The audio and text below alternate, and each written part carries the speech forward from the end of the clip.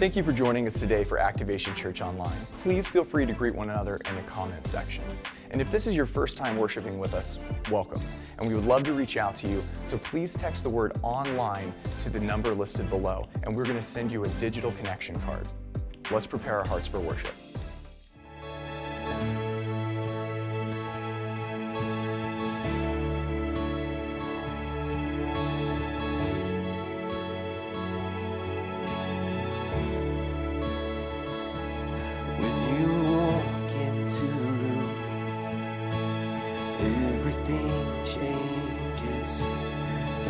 Starts to tremble at the light that you bring. And when you walk into the room,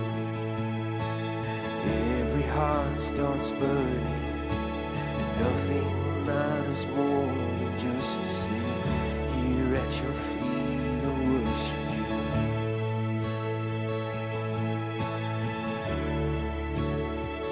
We worship you. Sing, we love you. We love you. We'll never stop. We can't live without you, Jesus.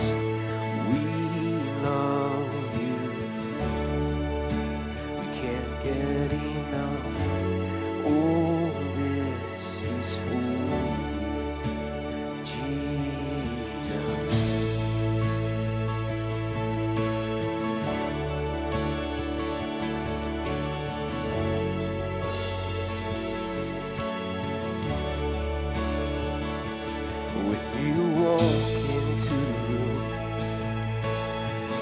Starts to vanish, every hopeless situation ceases to exist. And when you walk into the room, the dead begin to rise, 'cause there is resurrection life. You know you do. We love you. We'll never stop. Can't live without you, Jesus. We love you. We can't get enough. Oh, this is for you, Jesus. Oh, how we love you.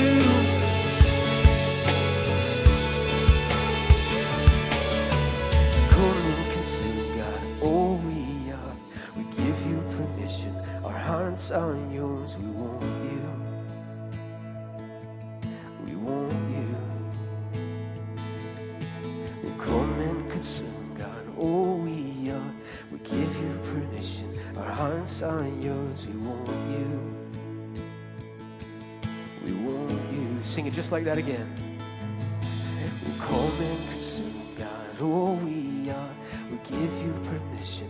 Our hearts are yours, we want you. We want you. One more time. We come and consume, God, all we are. We give you permission. Our hearts are yours, we want you. We want you. We come and consume, God, all we are. We give you permission. Our hearts are yours, we want you. We want you. We come and consume, God, all we are. We give you permission. Our hearts are yours, we want you. We want you. We love you. We'll never stop. We can't live without you, Jesus. We love you. We can't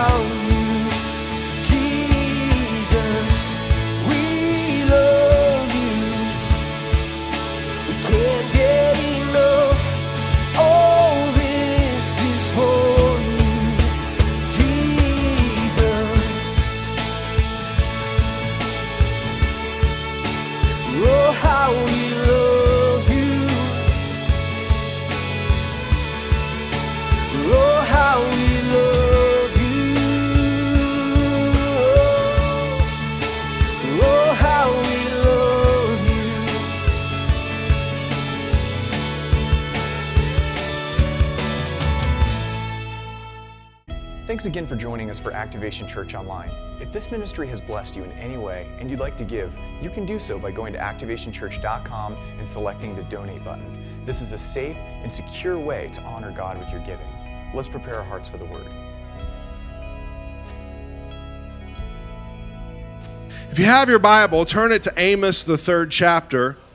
We're going to be continuing on with our series that we started last week called Together. Turn to the person next to you and say, Together. My brother saw the graphic, and on the graphic that was posted on Facebook, it said, to get her. And my brother wrote me and he said, what kind of relationship series is this? Shouldn't it just be one getting her? And so that's the kind of humor that, so now we've written it out that way, together. But we're talking about relationships. How many of you know that relationships are important?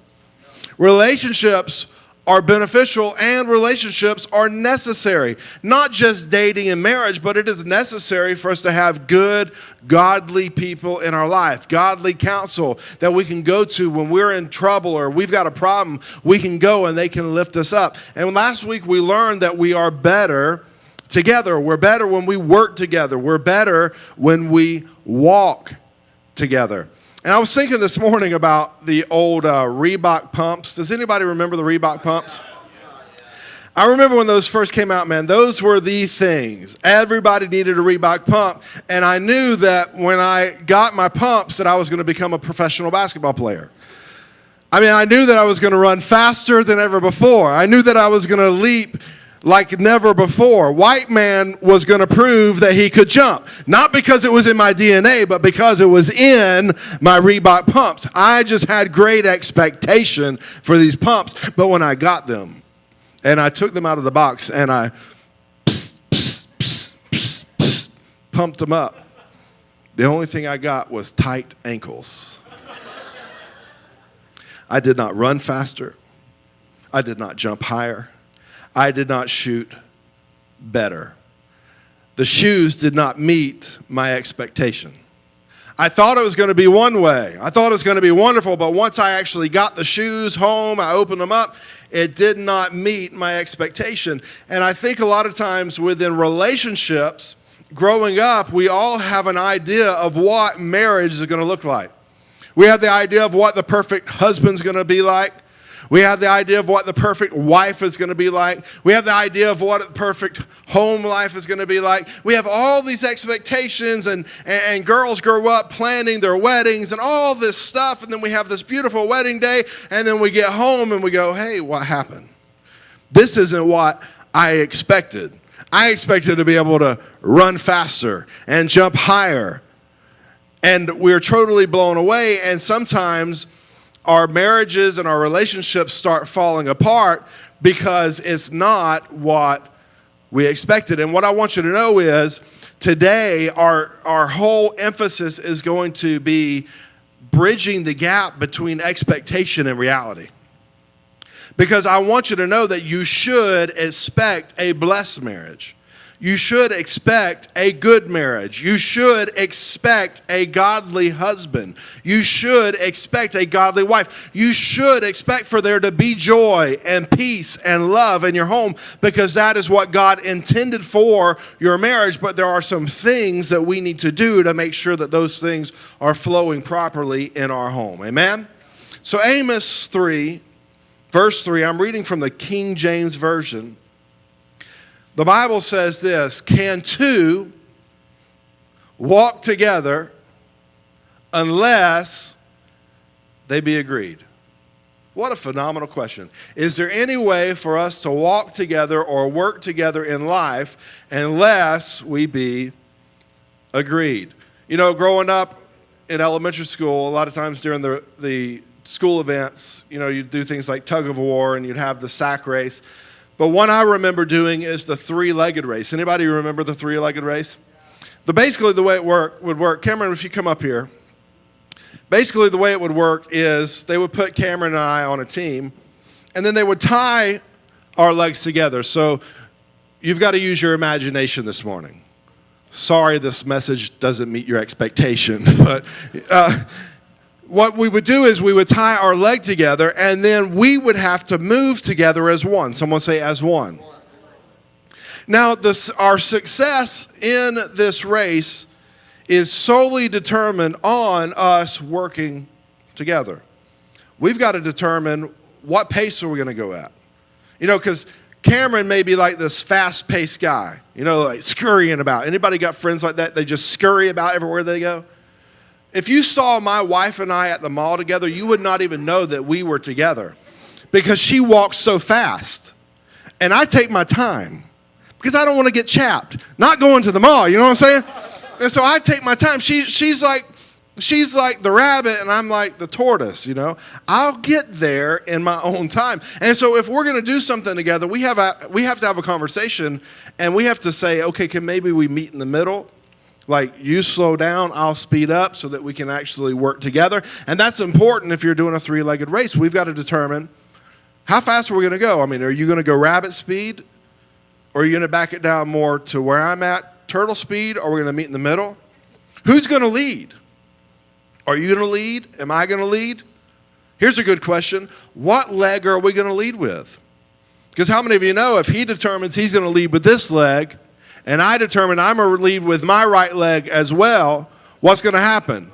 We're going to fall. We're going to trip each other, and we're not going to make it to the finish line. What I want you to see, thank you, Cameron. What I want you to see is within marriage, the Bible says the two become what? One. When God created man and placed him in the garden alone, God looked and said, this is not good. It's not good for man to be alone. So he created for him woman. He took woman from the side of Adam. Adam sees the woman and he says, finally, bone of my bone, flesh of my flesh. And God blesses their marriage. And he says, now what happens in marriage is the two become one. You're no longer functioning as an individual, in other words. Does that make sense? Russell, you're not just working for Russell, you're working for Russell and Carol. And you can put your name to the link. For every person in here married, you are working together. The two have become one, and your success will be determined by how well you come into agreement with one another. There are so many marriages that fall apart because they never agree on anything. And I believe that there are some things, some steps we can take, especially for you single people in here. There are some steps that you can take to discover what you agree on and what you disagree about before you make a lifelong commitment to a person. Because sometimes people get married because they've got, you know, goo goo gaga eyes, and then they take this person home, and just like the Reebok, they go, oh, what happened? Used to wear makeup. Like guys that are single, like if you wake up at 6 o'clock in the morning, don't expect your wife to wake up at 4:30 in the morning to put on her makeup so that when you wake up to her all dolled up, fixed up with bacon and biscuits sitting at your bed. Or you know what I'm saying? If that is your expectation, you're going to miss it.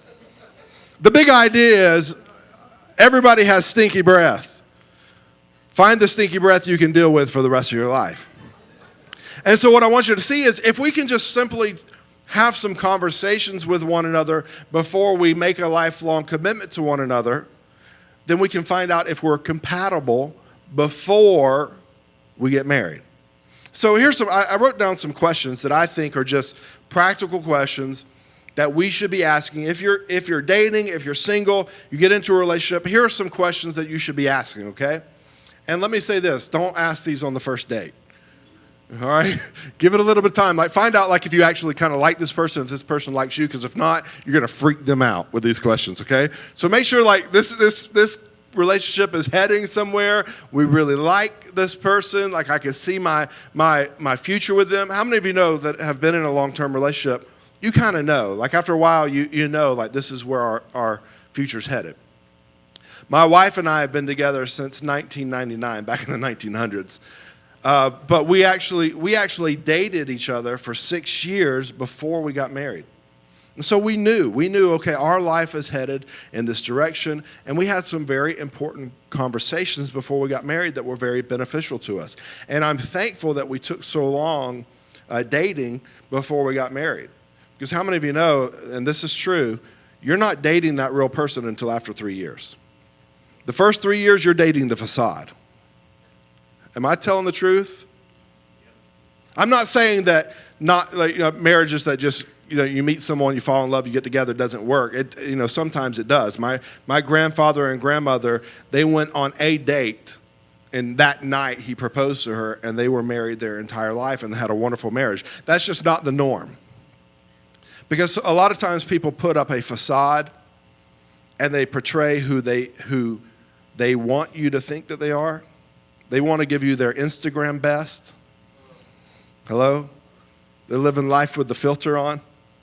Give it about 3 years, the filter starts to fade. That's what I'm trying to say.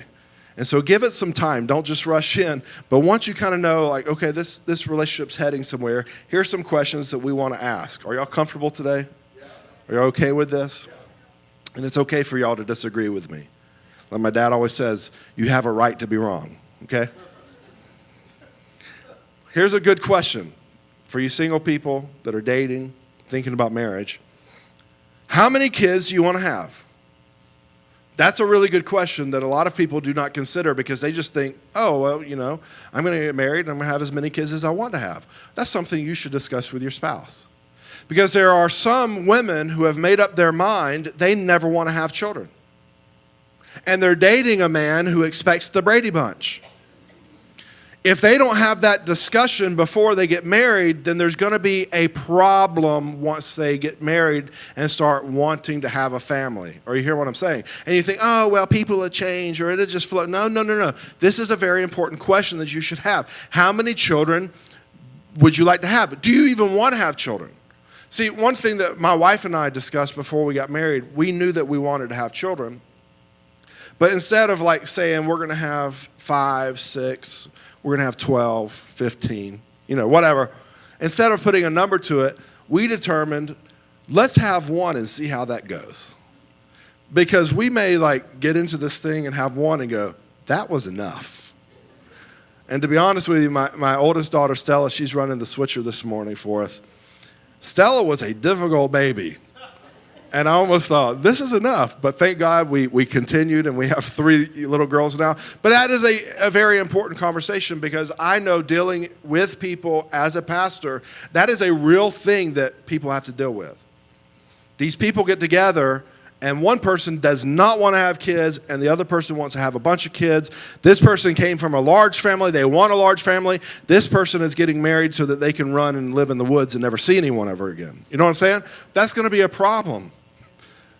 How big of a family are we going to have, right? How many kids do we want to have? Here's another question. This is a huge one. How are we going to handle our finances?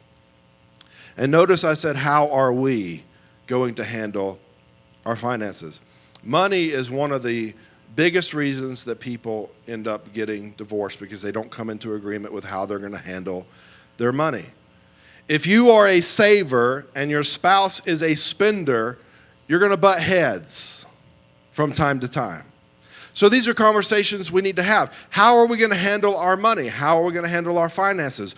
Who's going to be responsible for paying the bills? Who's going to be responsible for keeping up with our bank notes and making sure that everything is reconciled? Some of y'all don't even know what that means, reconciling your bank statements. Y'all are like, I have no idea. You need to learn, okay? But who's going to handle this? Or what about this? Some people are okay with living with a lot of debt. Some people have been on the Dave Ramsey plan since they're 10 years old and they don't want any debt. Here's the problem. If they don't discuss that before they get married and they get married thinking we're going to be a debt-free home and then they find out she's got $150,000 worth of college debt, there's going to be an issue.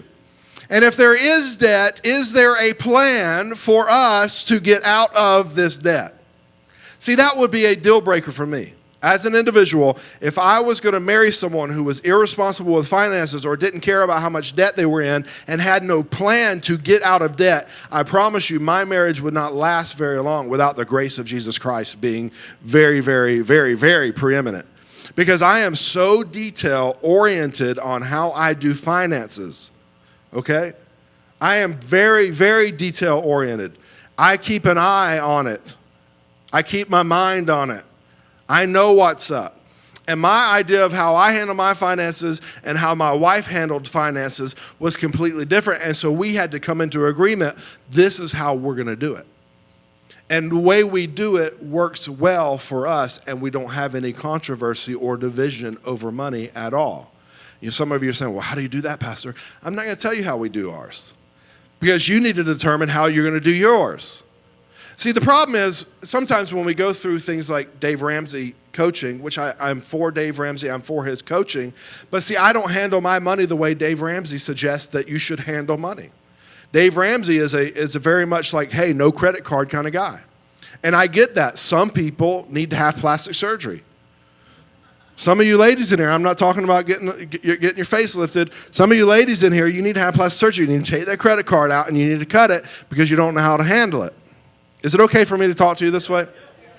And so I get that. Like, credit cards are not for everyone. However, I have learned how to make a credit card work for me.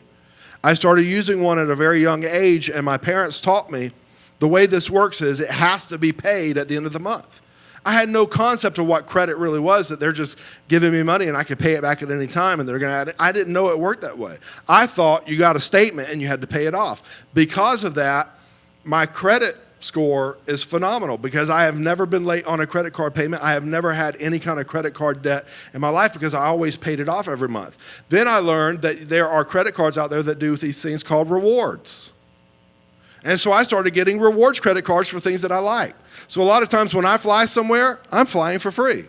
A lot of times when I stay in a hotel, guess what? I'm staying there for free because I have learned to make these credit cards work for me. And so that works for my wife and I. We have credit cards. We love credit cards. I don't hardly ever carry any kind of cash on me, but it works for us. It doesn't work for everyone else. Does that make sense? That's why I'm trying to tell you, I'm not going to tell you how we do our finances. That's something that y'all need to come into agreement with. You need to have a real conversation of how you're going to do it and what you need to do and what kind of plan you need to have to get out of debt. Or are both of you comfortable carrying debt? Like, I know people like that. I know couples, they're comfortable carrying a certain amount of debt, and they've made that work for them. So there's no right way or wrong way to do it. It's how can y'all agree about it and not be doing things under the table. Because that will cause problems in the relationship too. If you think everything's on the up and up, if maybe the wife thinks like everything's good with the finances, but under the table, the husband's been doing things with the money he shouldn't, and he drives it into the dirt. I've seen relationships like that before, where the wife thought the man was taking care of everything. She thought everything was all good, and then she finds out that he, very quickly got rid of $50,000 on something that meant nothing and didn't tell her about it. Guess what? When she found out, she was not a happy camper, and that caused problems. What are we trying to stay away from in our marriage? Problems. There's going to be issues, there's going to be problems, but if we can avoid problems, let's do it, right? So that's the second question. How are we going to handle our finances? I like this one. What kind of church are we going to raise our kids in? This is something that a lot of people do not, they don't even take into consideration. Some people don't even take into consideration the fact, is the person I'm dating a Christian? That should be step one. Do you love Jesus? We talked about that last week because we want to make sure that we're headed in the same direction. You love Jesus, I love Jesus. We want to please Jesus together. And as we grow closer to him, we grow closer together. But beyond that, what kind of church are we going to attend? What kind of church do we want to raise our children in? Here's why this is important. For those of you who are dating, sometimes your boyfriend or girlfriend will attend church with you because that's the church you like, and maybe they're not very committed to church. And you think, this is all good, man. We're going to church together. And I'm going to marry this person, and we're going to continue going to church together. But here's what happens a lot of times, and I've seen it happen over and over again. Remember, I am a young man, but I am a fourth-generation pastor. I've grown up in this thing. I've seen this happen. What happens is they get married. They still attend church together sometimes, but then they have children, and one of them goes, I want them to be raised the way I was raised. There was a person that I know that the man was very, very involved in my father's church. He was a part of leading one of the teams. He had been there for several years, very productive. He met this lady. She started attending church with him, and all was well. All was happy. All seemed to be thriving. They got married. They started having children. After they had children, she decided, I grew up in this certain style or let's just say this certain denomination of church. And that's how I want my children to be raised. And so now they started fighting back and forth because the way she wanted to raise her children is not the way he wanted to raise his children. That caused controversy until they met in the middle and came up with an agreement that they would find a denomination that was kind of in the middle of what they were both used to. So it's important. It's important. We need to find someone who not only loves Jesus, but we need to make sure that we are in agreement with how we're going to raise our kids and where we're going to raise our kids. I've had this conversation with people before they get married who, one guy, he grew up Catholic, another, the girl grew up Protestant. And I said, when y'all get married, where are you going to raise your kids? And she said, in our church. I said, have you talked to him about that? Have you made sure that once he has kids, he's not going to want to raise them Catholic? She looked at me like, I haven't really thought about that. Well, you should, because that could be a point of friction within your relationship. Not for all people. Some people just don't care where they go to church, It's one size fits all, so it doesn't matter to me. But if it matters to you where you go to church or even what style of church that you want to raise your kids in, those are conversations that you should have. One of the biggest mistakes you can make is assuming that someone will change after you marry them. I don't want to go into too much detail here, and there's a lot of stories I could tell. I don't think I need to, but that's a huge mistake that people will make where they think like, oh, well, they're not who I want them to be yet, but once I marry them, they'll become that. They have a poor work ethic now. They have a hard time waking up in the morning and going to work now, but once I marry them, I'll whip them in shape. You're in for a rude awakening. I had that conversation with my wife one time when she came in and she wanted to try to fix something with me several years, like right after we got married, she wanted to fix something in me. Now, remind you, we've been dating for 6 years. She knew my routine, and she decided she wanted something fixed. And I said to her, you knew I was this way before we got married. Now, that was the wrong attitude from me. I'm not saying that you should be that way, but that was my reality at the time. You married me this way. Why do you think I'm going to change now? Now, by the grace of God, God has allowed me to change, and people can change, okay? People can change. I'm not saying people don't change. I'm just saying marry who they are now and not who you think they're going to become. Because if you're marrying someone with the expectation of them becoming this in the future, you may be sadly mistaken and wake up going, this Reebok pump doesn't do what I thought it would do. So there are things that we need to look at. And we need to just assume that they're always going to be, if they've got problems in this area now, just assume that those problems are going to continue in their life.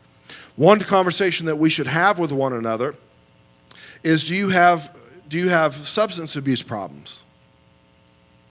That's a really great question to ask, because sometimes when people are dating, it's all fun and games. Like we go out on Friday night, we have a good time with one another, and they think it's all cute, and they don't realize that this person that they're in a relationship with has a real issue that they're going to bring into that marriage. They're going to bring all this baggage into their marriage, and now this is something they're going to have to deal with.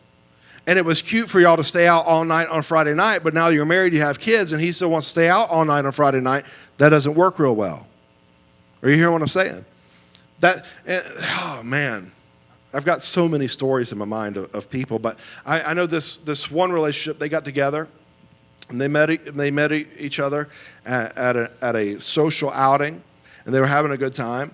They got together pretty quickly, and then they got married, and it was fun. They're still going out, they're still going to nice restaurants, they're still doing all this and this and this and this, and then they have children, and now the wife wants to stay home and raise a family, and he still wants to go out and do all the fun stuff that they were doing. That caused a lot of controversy in their relationship, and it ended up splitting their marriage. And now the two of them are searching for someone to date to move on with their life, and I see them repeating the same habit. I see them meeting people in the same kind of way. Are you seeing what I'm saying? So we need to find out, like, what are your parameters when it comes to certain things? Are you okay with them doing this? Are you okay with them being this way for the rest of their life? Because it may have been cute when they were 18 to see them do a keg stand. At 45, it ain't cute anymore. Hold my beer, watch this. You know. Are you hearing what I'm saying? Is it okay for me to be raw like that? The point is, we need to have these serious conversations with people, because some of the things that we think are cute now will be the things that bother us the most in the future. Did you catch what I just said? The things you think that's cute about that person now may be the very things that bother you about them in the future. Like, I know in high school, girls were always like, he's so mysterious. That's what they liked about him. He's so, girls ever remember saying that? None of y'all said that ever? No mysterious? I need to find another church. Nobody knows what I'm talking about. Oh, he's so mysterious. And that's what, the girls are drawn to this guy, because he's so mysterious. Sean's so mysterious. And then they get with him, and years down the road, they find out he's not mysterious. He just doesn't know how to share his feelings. He doesn't know how to communicate openly. And so now they're frustrated because they never talk. They never have deep, meaningful conversation. So what was cute then is no longer cute now. And please, for the love of God, hear what I'm going to say next. And this is all for single people. We'll move into married people in a moment. Don't marry someone just because you think they look good. Don't marry someone just because you think they look good, because looks do fade and gravity happens. I got married when I was 25 years old. I don't look the same at 39 as I did at 25. Thankfully, I've gotten better with age. That's not the case for all men. I'm being silly, but my point is this. Sometimes we get into a relationship, and it's okay you should be attracted to the person you're dating. But if that's all they got going for them, then you need to know, like, one day it's going to be really, really bad. Like, you need to make sure that you're friends with this person. This is someone I can do life with for the rest of my life, okay? There's younger people in here, so I want to be sensitive, but like physical connection within a marriage, that's important, and but that's not going to last forever either. I mean, they're creating medication to help prolong that, but that's not going to last forever. And so I'm trying to be real with you. If that's the only thing that is keeping your relationship together, when that stops, and you realize, like, we don't even really, you know what I'm saying? You need to make sure that you're friends. First and foremost, before anything, with my wife and I, we are friends. She is my best friend. And I hope she would say that about me. I don't know. She's downstairs with the kids, so I'll find out later. But we actually are friends. I want to be around her. I enjoy spending time with her. I enjoy talking to her. I enjoy meeting her needs and desires. You know what I'm saying? I enjoy that. I love her. And so God has been good to us, and our marriage has been blessed because we had some of these conversations moving into our relationship. I want you to see this. Luke 14, verse 17. Jesus told a story about a man who threw a banquet. And he said, I want you to go out and invite people. The master of the feast said, I want you to go invite people to this banquet. In verse 17, and at the time for the banquet, he sent his servants to say to those who had been invited, come, for everything is now ready. But they all alike began to make excuses. The first said to him, I have bought a field, and I must go see it. Please have me excused. And another said, I have bought 5 yoke of oxen, and I must go examine them. Please have me excused. That's really funny to me. That this man is saying, I have bought some oxen, and now I need to go examine them. You would never buy a car, if you're in your right mind, that you have not first examined, that you have not first looked into, read some reviews about, gone and looked at them, maybe even test drove that car. Why? Because that's wisdom. You want to make sure that that car is going to work. You want to make sure that that car is going to be reliable. You want to make sure that that car is going to be something that you're going to enjoy for a long time, because that's a large investment. And this guy's going out. He's just bought some ox that he didn't even look at, and he's like, hey, I can't come to your dinner because I need to go now examine the ox. And that's my point, is sometimes we do that within relationships. A marriage is the most significant thing that you will acquire in your life on this earth. And yet we do it so frivolously. We don't examine the individual before we purchase the ox. I almost called today's marriage, this sermon on marriage, Examine the Ox. Randy said, don't do it. But I thought that was clever. Like, you need to examine the individual that you are about to marry. You need to see, what is their work ethic like? How do they serve God? Do they truly love God? Do they truly have a passion for Jesus, or are they just trying to appease me? Again, I've seen relationships like that where they come to church together. One of them is saved, the other is not saved, but they come because their person they're dating enjoys it. Then they get married, and guess what? Now neither of them go to church because they did not have the same passion. They did not have the same desire. They did not have the same drive. They did not have the same vision for their life. If you do not have a central vision for your marriage, it will never work, because there will be division. And what happens is, you want to head this way, they want to head this way, and it's always going to be pulling apart, and you're always going to be wanting to change the person that you're married to. But if you can take time to examine some things, to ask some questions, and it may be uncomfortable to ask them, but you should have these conversations, because you can save yourself a lot of time, pain, and money in the future if you'll simply have these conversations. Now, that's for all of you single people out there. But what about now you're married? You've been married for a few years. Maybe some of you have been married for several years, and the Reebok hasn't been working for a long time, because maybe you didn't have these conversations, and now you've gotten into an area where there is some issues. We are fighting over money. We are fighting over this. What you need to do is, you need to sit down with your significant other, and y'all need to have some open dialogue with each other about what the problems are and how you want to work together to come up with a solution for how we're going to fix it. What areas in our marriage are bringing strife to our marriage, and how are we going to work together to fix it? And let me say this to you. Don't start the conversation with saying, you've got a problem and you need to fix it, or I'm out. You know, so that's not the way to do it, especially Ben pointing your finger at a wife saying, you've got a problem, you need to fix it. No. You need to sit down and have a very loving, honoring conversation and say, here's how I feel about these things.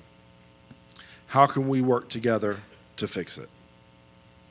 Like, if she wants the towels folded a certain way, and I like to just throw them together and put them in the closet, and that's always causing an issue. I'm using a simple thing, but if that's always causing a problem between us, we need to have a conversation and figure out how we're going to work on this. And sometimes, I was thinking about it this morning, because it's true within ministry as well. Sometimes the things that draw your attention are the things that you've been designed and created to handle. I'll explain that further. When you come into a marriage, the two become one, meaning you have strengths, she has strengths. You have weaknesses, and she has weaknesses, and the two become one, and you're better together, you strengthen one another. So sometimes the things that you notice are the things that you've been called to be strong in within your relationship, and not expect them to be the strong one there. They need to be able to rely on you. Does that make sense? Like, if you're always walking into the church and noticing how dirty the carpet is, maybe God's called you to start cleaning it. If you come into a church and you go, I wish it had a better children's ministry, maybe you should consider that maybe God has called you to be a part of the children's ministry to make it better. Are you seeing? That's how it works. Or, you know, I wish our church had this. Maybe God is calling you to be a part of the solution. That's what I'm trying to say with a marriage. Is the things that you notice maybe the things that God has called you to step in and take the lead. The reason our finances work within our marriage is because I stepped in and took the lead in an area that I needed to take the lead in. And she has her parameters, and she does things the way she does it within the confines of how we discussed it was going to work together.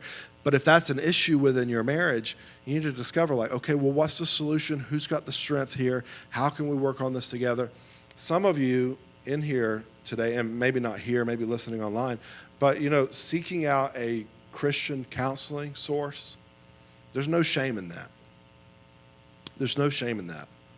But it does take two people working together to make a marriage work. It cannot work with just one person giving it their all and the other person not caring. We need to work together. And maybe we'll talk about this in a few weeks, but I believe that it starts with you as the individual. If you want to bring healing to your relationship, instead of pointing out all of their faults, start examining yourself. Where am I lacking? What am I missing? God, what can I be doing better? See, so many times it's easy for us to examine the ox and see the ox's problem and not realize that we're an ox too, and we've got some issues. And if I'll stop focusing on all of her problems and I'll start looking at some of the things that I need to work on and praying about that, and I can get myself healthy, I think we should do a week on this. And so I'll just patch this up and move forward. But if I can get myself healthy, then I can have a healthy relationship. If I'm personally unhealthy, our relationship's never going to be healthy because I'm always going to be looking for her to satisfy issues that I need to deal with within myself. We'll leave that there. But that's some good truth there. I'm going to get my doctorate in marriage. So are your common core beliefs the same? We need to work together. We need to be pliable. I'll finish off with this verse, Psalm 133. The Bible says, "Behold, how good and pleasant it is when brothers dwell in unity." It's like the precious oil on the head running down on the beard of Aaron, running down on the collar of his robes. It's like the dew of Hermon, which falls on the mountains of Zion. For there, somebody say there.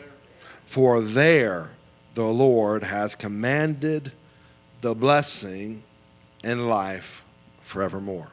Where does God command the blessing? In unity. Can two walk together unless they be agreed? What's that? It's unity. It's two people coming together saying, we're going to have one heart, one mind, one vision. We're going to work together. We're going to walk together, and we're going to be in unity together.